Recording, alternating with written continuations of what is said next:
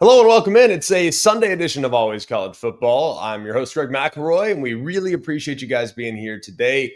Today, we do kind of a rapid fire, roll through some of the biggest games, roll through some of the biggest outcomes, kind of give you a tail of the tape from what we experienced yesterday. If you want a super deep dive, you'll get that. And how it kind of shakes up the college football world, you'll get that on our Monday show with our 10 things we've learned. So let's kick it off with the marquee matchup of the weekend. It was the Sooners taking on the Wolverines, an emphatic and impressive victory for Oklahoma, 24-13.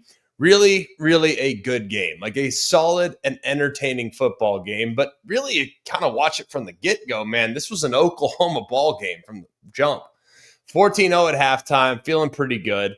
You got Mateer going, you got Deion Burks going, you got long extended drives going throughout the course of it. Thought for a moment there, at least early in the second half, Michigan would kind of bounce right back. I mean, Justice Haynes breaking it to the outside, to the left-hand side, finding that space. Not a lot of opportunities for him to kind of get loose and create and manufacture explosives. I thought Oklahoma's defense did a pretty dang good job. But the way the Sooners continued to answer, I think, was very impressive.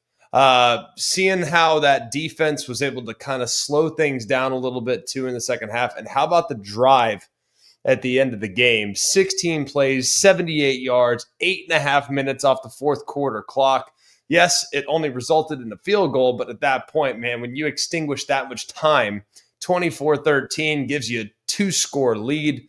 You got to feel great about it. Couple huge takeaways from this one. John Mateer, man, we've been trying to tell you, this kid's unbelievable. He's just so much fun to watch.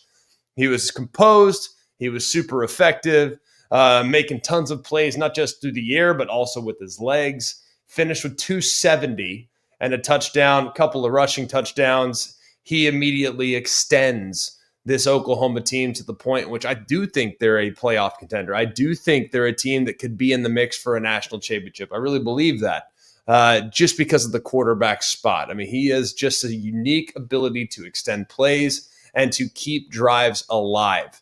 And it allows kind of Oklahoma to kind of dictate the pace of the game, dictate the tempo of the game. That's significant. The defense for Oklahoma did an amazing job. I do think that Michigan needs to find a little bit more offensive continuity. There's not much going there for the most part outside of the long run by Justice Haynes. They struggled to kind of sustain drives. They didn't do a great job on third down, and they were just one-dimensional. When you take into account that Haynes goes for 125, 288 overall for their offense, and 75 of that came on one play. To have in the first, second, and fourth quarters a combined 145 yards in those three quarters is a little concerning. Of course, the third quarter being the one where things were a little bit better. So I think they got to do a better job, Michigan, of kind of getting things going and figuring out who they want to be offensively. Oklahoma controlled the trenches. They controlled the clock. They had, I think, a really impressive. The offensive line I thought was pretty impressive for the most part, especially against that group. We know how good that group is on the other side. So great win for Oklahoma. We'll dive a little deeper into what it means for them long-term on Monday's edition of Always College Football. We'll go next to the biggest shocker of the weekend. That was when USF knocked off the Florida Gators 18-16, a little walk-off chip shot there by Nico Gramatica. Second straight week, USF has knocked off a ranked opponent. This time, though, in pretty remarkable fashion. I think it's the first time that Florida has lost to an in-state school in the swamp in a really long time. In-state school that wasn't Miami or Florida State, I might add. This is big, though, for USF. Going on the road, getting a win like this was tense. This was gritty. It was a field goal fest, which is never really something that I super enjoy. I think it's fine. USF, of course, had the one big play to Keyshawn Singleton. Byron Brown, their quarterback, man, he is a player. I mean, a real player. But this was really a cacophony of mistakes. This game in general was just mistake-filled from Florida all over the place. You also look at kind of the circumstances. We're going to talk about the penalties, 11 penalties in this game. 2 massive penalties on the final drive. I thought the decision-making to throw it on first and third down on their last offensive possession, the Gators' last offensive possession, was a mistake. Not that it made a huge difference, because ultimately USF got in the field goal range pretty quickly. So what's an extra 35 seconds that would have come off the clock thereabouts? I don't think it's a huge deal because at the end of the game, they were in chip shot range for the last minute anyways. So looking at all of that, I think this was just kind of a crazy game. But 11 penalties, 103. Major penalties on the back end, getting a guy tossed for spitting on a player, which is ridiculous. But lost in the shuffle of the mistakes made by the Gators was the fact that Byron Brown, the quarterback of USF, was probably the best player on the field.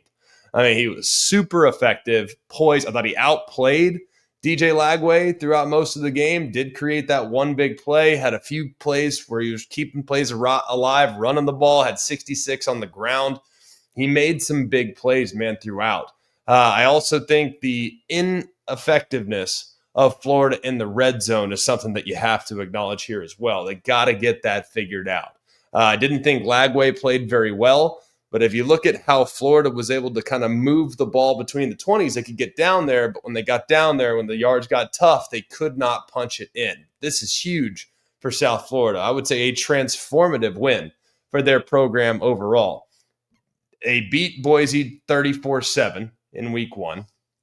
You're now 2-0 with 2 victories over top 25 teams. That's only the third unranked team since 2000 to start the season 2-0 with 2 wins coming against ranked teams. Pretty impressive. College football playoff is concerned. If we're really looking at it from a strength of schedule argument that will kind of, I think, build up that of the G5. Yes, there's a few other schools. UNLV gets a win over UCLA. There's a few others kind of scattered around. Liberty lost, so they're out. Boise, that their head-to-head is in favor of South Florida, so things are looking really good. And here, how about this? South Florida plays Miami next week. So, hey, Boise, Florida, Miami, if they can somehow go 3-0 and beat Miami next week, they would become one of the biggest stories in the history of the sport. Because guess what? There's only 4 teams to have started 3-0 with all 3 wins coming against AP-ranked opponents. 1987 Miami, who I believe was in the mix for a national championship. 1985 Michigan. 1960 Iowa. And 1954 Oklahoma. So you're joining some of the biggest programs, most storied teams in college football history if USF can pull off another stunner next week against the Hurricanes, but they're in prime position to make the college football playoff from the G5 if they can just continue to take care of business. Let's go next to a big game that we thought had a real chance of materializing. That was Mississippi State knocking off Arizona State 24-20, a signature win for Jeff Lebby. And I got to be honest with you, like, this one didn't surprise me. A lot of people, I think, were kind of pointing to, oh, come on, no, this, like, no, Arizona State's got this. I just think this was one that this was an opportunity for Mississippi State to kind of announce to the college football world, hey, last year was the bottom. Now it's only one direction from here. This was a huge opportunity. So to see Arizona State go on the road and struggle was not a surprise. Mississippi State comes out firing. They're up 17-0 in the blink of an eye. A couple of long touchdown passes from Blake Shapen. Loved the catch by Brennan Thompson, where he kind of adjusted out to the right-hand side, man. That was incredible. But I also appreciated how much Arizona State was able to fight back in this game. Man, you get down 17-0 hole, and the cowbells are clanging, and it's absolutely rocking in Davis Wade. You know how hard it is to climb back in and somehow flip the script? Arizona State being able to do it was pretty dang amazing. I actually have tons of respect for how they bounced back. 20 unanswered points, kind of chewed up the clock. They put together that 17-play, 95-yard drive, took nearly 9 minutes off the fourth quarter, but the goal line stand there at the end, stuffing the Sun Devils on 3 straight plays from the 1-yard line. They had to settle for the short field goal, 3-point lead with $1:40 to go. Then on the last drive, Blake Shapen on 3rd and 9, 41 seconds remaining. How you let a guy, Brennan Thompson, that's already gotten behind you once earlier in the game. He had the long touchdown throw down the right side. Brennan Thompson on the 3rd and 9 finds a one-on-one, makes the play, catches it, races into the end zone for a 58-yard game-winning touchdown with just 30 seconds to go. So I don't know how that happens schematically. I don't know how you allow that to happen, but my goodness, what a moment for Blake Shapen and what a moment for Mississippi State football. Now, I think Blake Shapen was a little inconsistent there in the second half, But when the game was on the line, he showed that poise. He played like a veteran, making the perfect throw for the game winner. They created a bunch of explosive plays throughout the game. Those proved to be the difference. The goal line stand was enormous, right? Forcing a field goal as opposed to the touchdown, that gives you the win there. It was gutsy and a potentially game-saving sequence at the moment. Arizona State's passing attack, they obviously ran the ball pretty well, right? They did a nice job on the ground, but they're going to have to find more opportunities. That's now 2 years in a row for Arizona State against Mississippi State, where Sam Leavitt was not good through the year. Just 82 passing yards, a couple picks, including the one at the end of the game that ended the game. So it can't be one-dimensional. They got to find some answers. When the secondary is clamping down, you got to find some answers in the passing game because they're going to face some good defenses. Arizona State will here in the rest of the season. So a lot of very entertaining moments in this game, including the 3 big touchdowns, 48-yarder, 47-yarder, 58-yarder for Mississippi State, and then the grinded-out approach from Arizona State. I think both these teams are – I think Arizona State's going to be fine. I think for Mississippi State, this is one they absolutely had to have. And this shows growth as a program and gives you some momentum before you head into the gauntlet of your schedule. The Cy-Hawk game, number 16 Iowa State takes down the Iowa Hawkeyes 16-13.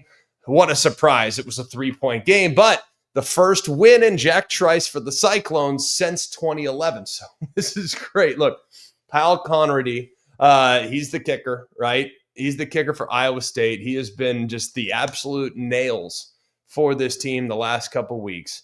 You look at just how things went in this game. It was about exactly like you'd expect, right? A defensive battle from the get-go.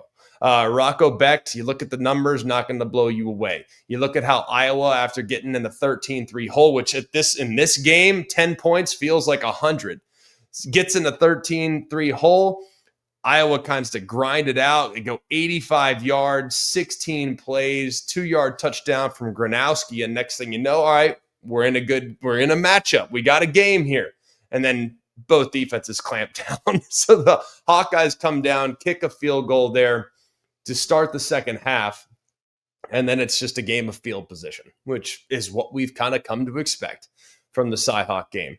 Look, Conrady, Iowa, he's kicked now game winners 2 years in a row. 54-yard game winner. Tremendous, tremendous kick. Big one. Obviously, Iowa, we continue to kind of watch this offense, watch their passing attack. Iowa's got serious issues with the passing game right now.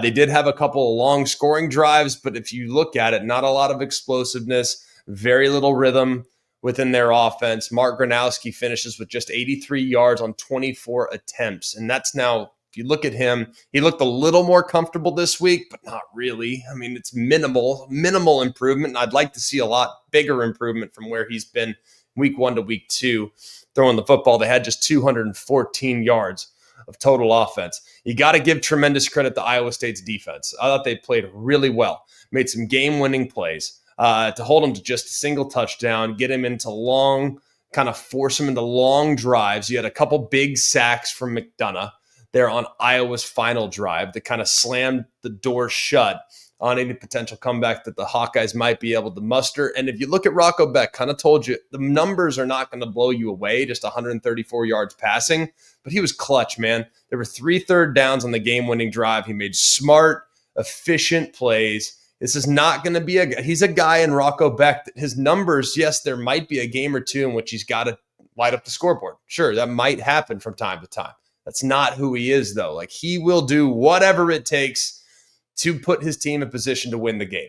If that means throwing for 50 yards, fine. If it means throwing for 500 yards, fine. I love a player like that. So I want to tip my cap to Rocco Becht. Another nice win. Solid performance against a really good defense for the Iowa Hawkeyes. Great win by the Clones. Let's go next to a game I got wrong. The Illini of Illinois pulling away in the second half against a Duke football team that just could not get out of their own way. This was a really entertaining game, by the way. The first half was highly entertaining. After Duke scores that touchdown, Andrew Anthony drags the right toe, one of the great catches of the college football season so far. But this was a game of mistakes. I mean, if you look at Illinois, there were so many opportunities for Illinois to get off the field and not convert a third down or not convert a fourth down. Man, Illinois made the pivotal plays on all the pivotal moments, it seemed like. One of the turning points there in the third quarter, you get that penalty on Duke, having two players, same jersey number on the field during the punt to extend an Illinois drive. They scored a touchdown. Next thing you know, it's 21-13. And at that point, it was it, right?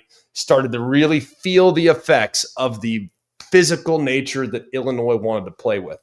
Take into account the fact that Duke was -5 in the turnover margin isn't going to help things very much. That included a muffed punt. That included multiple turnovers in the red zone going in. Absolute drive killers. Led to short fields, led to killing points, opportunities. They also had the critical penalties. But you got to give great credit to how opportunistic Illinois was. And I think their ability to just wear them down as the game went along. Illinois also converted on a 3rd and 21 to the left side with a tunnel screen. Like they made the plays. I mean, it was simple as that. They made the plays. Duke made the mistakes. Think if you look at the teams and their talent profile, I think they're kind of similar. To be honest with you, I actually enjoyed watching Duke. I thought the offensive line in Illinois had their hands full there in the first half. I thought they made some quality adjustments in the second. They had 4 sacks in the first half, 0 in the second. That was big. But I do think that this was a fun game, and I thought Luke Altmaier showed his progress as a player. We've seen Luke Altmaier at his high points. We've seen him at his low points. I thought this was one of his high points. I really did. I thought he played very, very well. The second touchdown to the back left corner on 3rd down was maybe the throw of the day, or at least one of the tightest windows, and he threw it in a perfect spot where only his receiver can go and make a play on it. So he deserves tremendous credit. This was a great win for Illinois. Really, really good one. And I think it kind of adds to the proof of concept that we are expecting now from Illinois. And they'll head into the Big Ten schedule. It's a tough schedule. It's always tough. It's the Big Ten. But this was a very tricky game for them. A very tricky game. So the fact they were able to get through it with flying colors, tremendous. Excellent stuff. Let's go to Missouri and Kansas. First time we've seen this game since 2011. Missouri in a 15-point hole early. They storm all the way back. They've now won 4 straight over the Jayhawks. First time that either side has won 4 consecutive games in this rivalry since 1966. It is also that 15-point comeback, their 3rd largest for Missouri in the AP poll era, which is kind of crazy. And it's the first time that the Tigers have won a game by double digits in which they trailed by at least 15 points in. Look, Bo Pribula did a lot of nice things in this game. A lot of nice things. You got 2 guys that can go over 100 on the ground, and Roberts and Ahmad Hardy.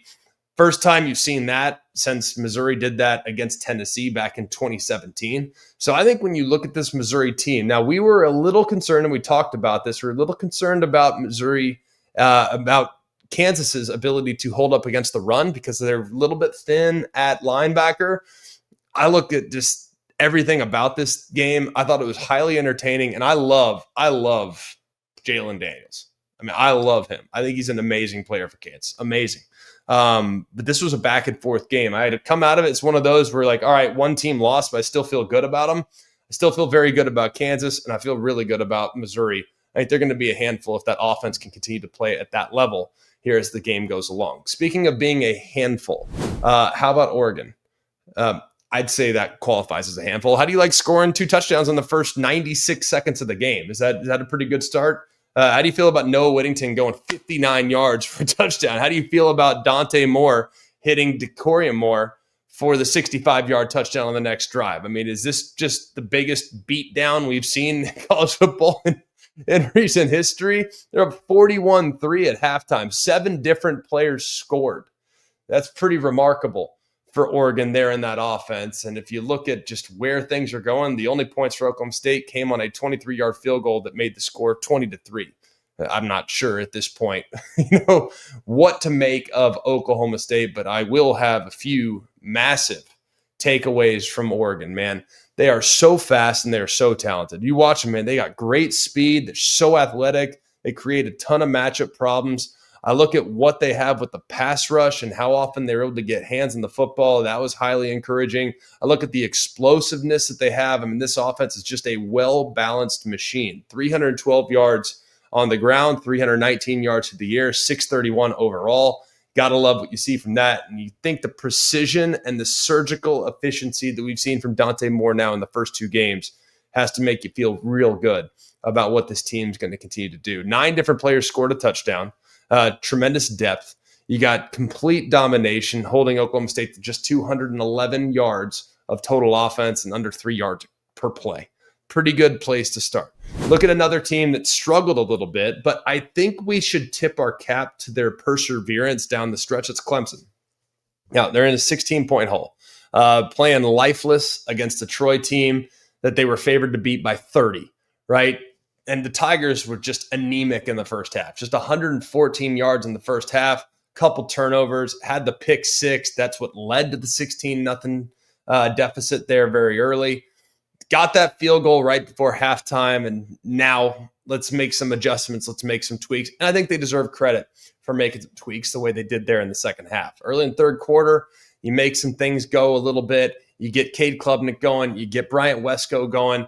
Now all of a sudden Clemson has the lead, and they'll put the thing on ice. Now you look at the final score and a double-digit win, but there are a couple red flags here. I think the offense is still a work in progress at this point. You got a couple injuries. I think they certainly missed Antonio Williams, who is one of the best wide receivers in the country. They should not look the way they looked the last 2 weeks along the offensive line. I'm not sitting right now feeling great about what I've seen from a balance standpoint from Clemson. I am encouraged that they handed it to Adam Randall this week, which is a big change from the week before. But offensive line has had some issues. I think they're a bit one-dimensional right now, and they got to iron a few things out for sure on the offensive side of the ball. But there's plenty of time to get there. We'll go next to Ole Miss, who went on the road and got the win at Kentucky. We were on the call for this one. I thought this was a great win for Ole Miss. It showcased poise. It showcased resilience. They overcame some adversity. 10-0 hole. Quarterback throws 2 first-quarter interceptions again. That's Austin Simmons. He's got to understand when to cut it. When to cut it. Hey, bad snap, don't try to force it into coverage. Bad pass rush, bad protection, don't try to force it over the middle. He's got to understand when to cut his losses. Simple as that. But to overcome a 10-0 deficit is pretty impressive. The defense played really well, and the big thing with Ole Miss this year is the addition of Kejuan Lacey. 138 yards and a touchdown. He is a go-to guy at running back. That's massive because we know that the passing attack is going to be good. Simmons, I still think, is going to be a great player. I think the receivers are excellent. I love their duo at tight end. The one guy, though, that makes them different from where they were a year ago is Kejuan Lacey. He is a 30-carry back. Like, he can be that type of bell cow if you want him to be. Now, as far as Ole Miss's defense is concerned, how much of that was about Ole Miss's defense? How much of that was about some of the inconsistencies we've seen from Kentucky's offense this year? I'm not really sure. I do think there were a few moments in which Dak Calzada did find some space downfield. They did find some edges in the run game. They did kind of get some things going in the right direction. So I think this was a really good win for Ole Miss. Take it and run. They'll have Arkansas next week. And then in a couple weeks, we'll find out all we need to know about Ole Miss when they take on LSU at home in the annual Magnolia Bowl. Arch Manning did bounce back yesterday. Those of you that said he should just give up football, clearly a bit premature. He's going to be fine. You saw it in the fourth quarter of the Ohio State game. You think that's going to carry over. I'm not going to sit here and make a huge deal out of a game against San Jose State, but I'd rather him be as efficient as he was yesterday, rather him be as good as he was on the downfield throws yesterday than continuing to maybe not get the ball out, not move in the pocket well, not be as accurate on the downfield throw. So very optimistic about what I saw from him. I do want to dive into that tape a little bit more, give you a little bit more tomorrow on Arch Manning and some quarterback performances across the board. We had some free football this weekend. Michigan State take on Boston College. How about this? Overtime, man. And who had Boston College, Michigan State as the quarterback matchup of the day? I certainly didn't, I will admit. But for Boston College, they clearly have a guy in Dylan Lonergan. He was 34-45, 390, 4 touchdowns. Incredible in a losing effort. Aiden Childs, who is terrific, accounting for 5 touchdowns, 4th of the year, 1 on the ground, threw for 231. This was just back and forth. With Boston College having the lead at half, Michigan State coming back, 50-yard field goal from Connington. Teams just trading field goals in the final minutes, goes into overtime. Michigan State did not flinch whatsoever. Game is tied at 40. Chalice rolls out, hits Amari Kelly. They get the win. This was nice, man. I think this Michigan State team, if they can just avoid the critical mistake from Childs, they look significantly improved. They do. They look a lot better on the opposite side of the football. But remember, those self-inflicted mistakes were their worst enemy last year. If they can iron those things out, they could be a bit of a spoiler there in the Big Ten. Let's go next to Baylor, who gets a big win over SMU. This one didn't really surprise me. I actually, though, kind of turned it off when it was 38-24 with about 8 minutes left. All right, so Sawyer Robertson, historically impressive. Goes for 440, 4 touchdowns, no interceptions. He's now been on a complete tear here these last couple weeks. He tore up Auburn with very little help from the run game. He tears up SMU, hits Josh Cameron for the touchdown with 5:23 to cut the deficit to 7. Next thing you know, he gets the ball back, 2:23 left on the clock, 10 plays, 82 yards, 21-yard touchdown pass to Kobe Prentice to force overtime. Man, Baylor's got to feel really confident with what they've seen from their quarterback. If they can just take a little bit more off him by running the football, they're going to be in great shape. And this was a huge win and a massive bubble burst for SMU. It's a team that you would like to take care of business in the non-con because their schedule sets up pretty well for them in the ACC, but the loss in the non-con now has really derailed their hopes.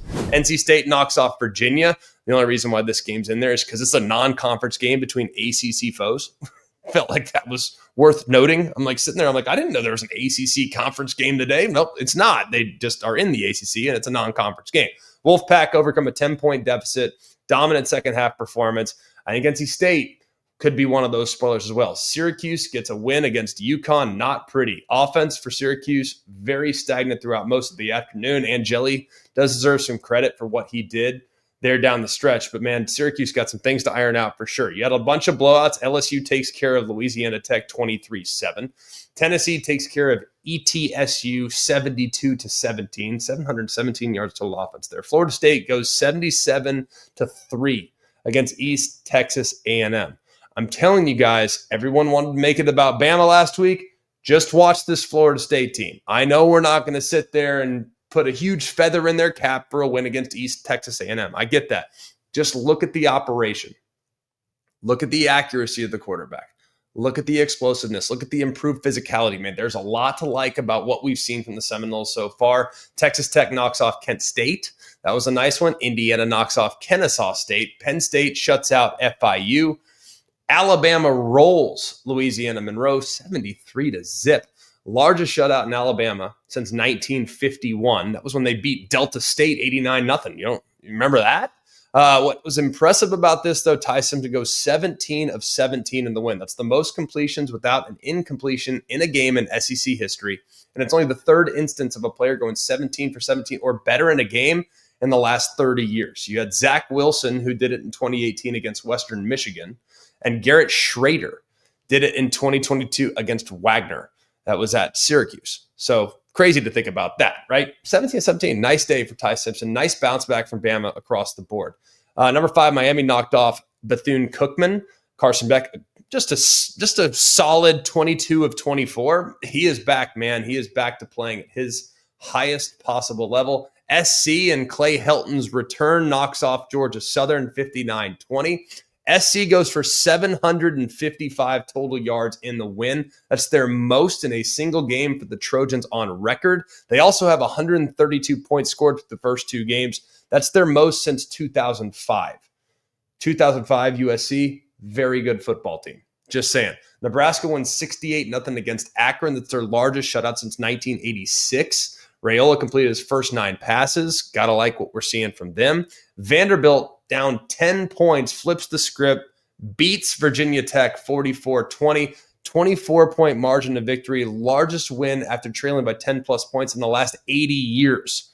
So good flip the script there, and the temperature turns up on Brent Pry with an 0-2 start for Virginia Tech. A bunch of other really impressive performances this weekend. We will document a lot of them on Monday's show. Do want to give a slight tip of the hat to Bill Belichick, who got his first career victory as a college head coach. Beats Charlotte 20-3 to the Tar Heels. So, hey, as if his legacy can get any stronger with 6 Super Bowls, hey, you have now won an FBS game. Congratulations, Bill Belichick. And hopefully we'll see where things go from them moving forward. That'll do it for us here at Always College Football. Continue to check back in with us tomorrow. We're about to go deep dive. I will go and spend the next 12 hours watching nothing but college football games and results from yesterday. So I look forward to having some serious takeaways with you. I always encourage you guys, if you could, the haters have been in the ratings for a long time. Just go ahead and just leave us a 5-star review. That'd be awesome. That'd be awesome. We appreciate you. And look, for those of you joining us on the YouTube page, I have my Seminole helmet back in the background. Just saying. Just saying. That'll do it for us here at Always College Football. For Mark, Jake, Jack, the other Jack, I'm Greg, intern Sam as well. We hope you have an amazing day. We'll be back with you tomorrow here on Always College Football. Hey guys, it's Greg McElroy. Thanks for watching Always College Football. Make sure you like, rate, and subscribe to ESPN's YouTube channel and wherever you listen to your podcasts.